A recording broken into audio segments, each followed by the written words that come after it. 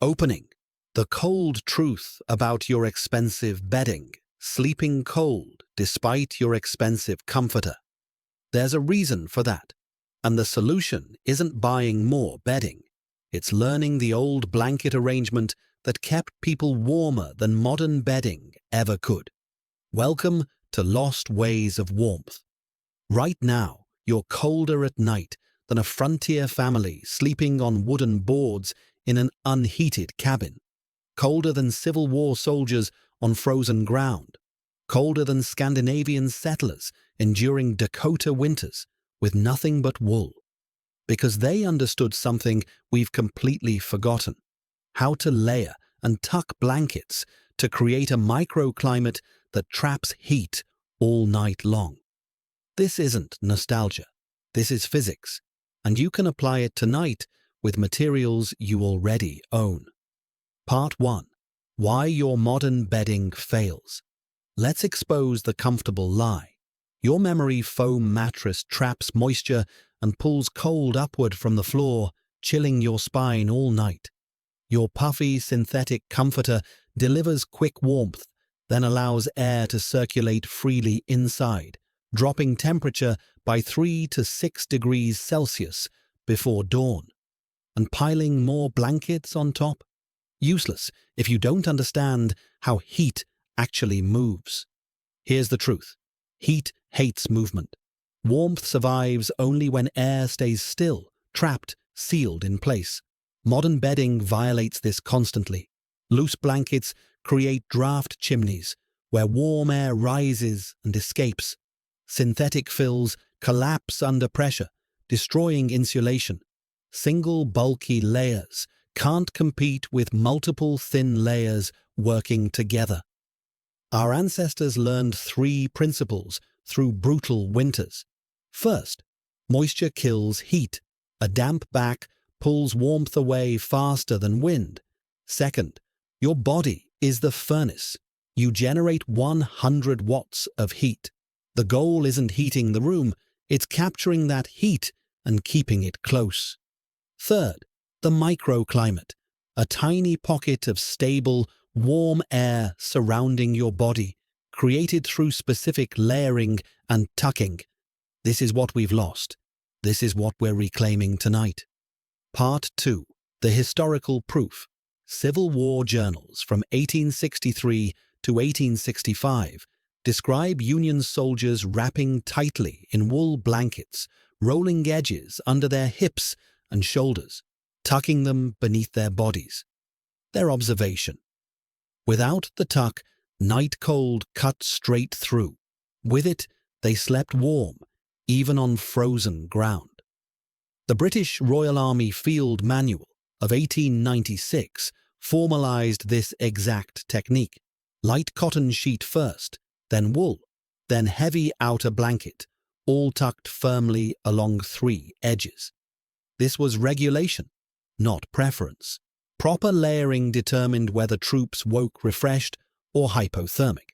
Scandinavian settlers in Dakota layered thin woolen blankets above and below their bodies to prevent ground chill, deep cold rising through wood floors. New England women's journals from the 1820s to 1900s detail placing the heaviest quilt on top to trap warm air and prevent it drifting away during wind-shaken nights. All these sources, across continents and a century, prove the same truth. This was survival technique, refined by necessity, passed down because it worked. Part 3. The physics behind the warmth conduction. Your body loses heat when pressed against cold surfaces. Foam mattresses absorb cold from below and transfer it to your spine. Wool beneath your body interrupts this transfer. Convection. When cold air slips under blanket edges, warm air escapes, reducing insulation efficiency by 40 to 60%. Tucking seals warm air inside. Evaporative cooling. Your body releases moisture even in winter. Poor bottom layers wick away warmth. Wool absorbs moisture without collapsing or feeling wet. Air pocket layering. 3 to 5 thin blankets outperform one thick comforter because each layer traps still air, forming multi-level insulation. Light, breathable, effective. Modern experiments confirm this. Civil War reenactors sleeping outdoors in freezing temperatures found layered wool kept them 2 to 6 degrees Celsius warmer all night compared to synthetic comforters.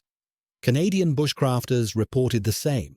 Comforters felt great for an hour, then dropped sharply by 2 to 3 a.m. One reenactor said it perfectly. The comforter wins the first round, but wool and weight win the fight. Part 4. The Forgotten Formula. Bottom layer, thin wool blanket directly on the mattress. This absorbs moisture, stabilizes heat, blocks cold rising from below. The foundation of everything. Middle layer, cotton or linen for breathability. Manages sweat, creates the first insulated air pocket. Doesn't need to be thick, just keeps moisture from skin. Top layer, heavy quilt or thick blanket.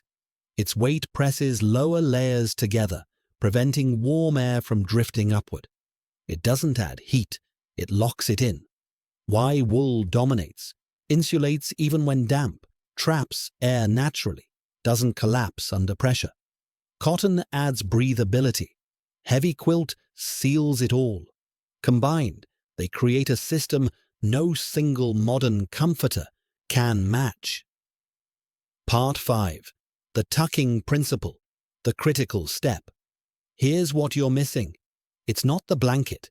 It's how you seal the heat inside. Tuck 3 edges firmly under your body or mattress.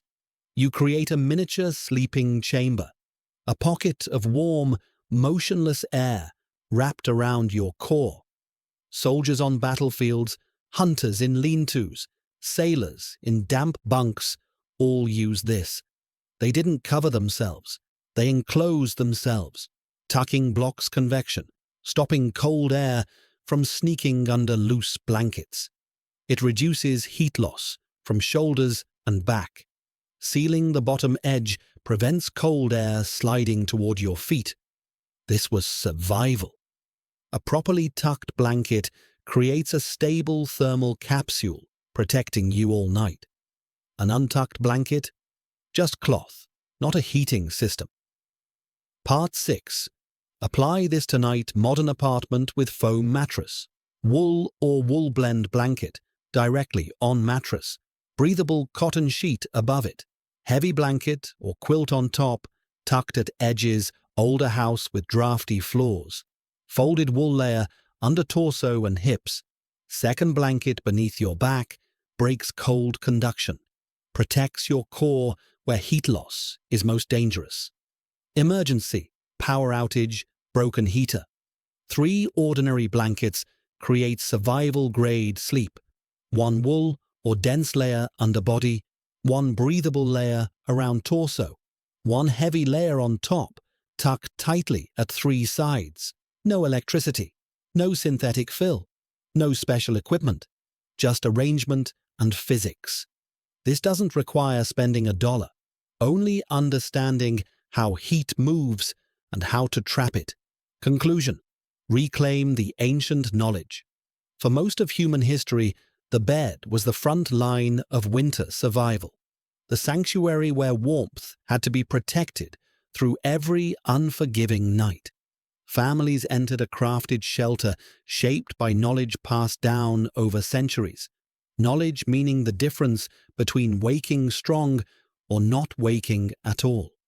Today we've forgotten the bed's role as tool, shield, engineered refuge. Yet the methods remain, waiting for anyone who chooses to remember. You now possess what took generations to perfect. Warmth isn't about expensive materials. It's about layering, tucking, respecting the physics of heat. Wool below, cotton middle, heavy weight on top, all sealed at edges. The next time you wake cold at 3 a.m., you won't reach blindly for another blanket. You'll rebuild your microclimate the way soldiers, settlers, and countless generations did before electricity. This is lost ways of warmth. If this changed how you think about staying warm, subscribe and share it with someone shivering through winter. What's the coldest night you've survived? Your story might help someone else. Stay warm, stay smart, and I'll see you in the next deep dive.